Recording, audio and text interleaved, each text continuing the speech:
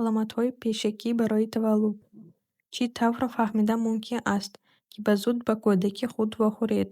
Биёед аломатҳои пешакии таваллудро дида бироем. Баромадии лухтаи Глоуби. Ин аз моҳи оддӣ бачадон фарқ мекунад. Зичтар ва часпак аст, ба лахта монанд. Мумкин аст ба пораҳои хурд ё якбора бо ҳаҷми калон баромад кунад, баъзан бо хун кам. Натарсед.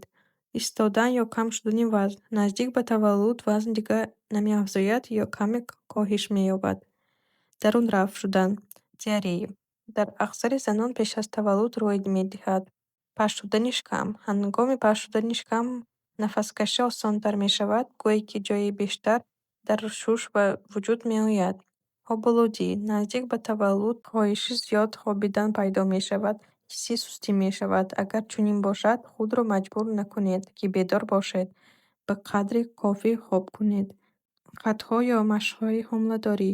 Ин демо-версияи сабуки қафасаи таваллуд аст.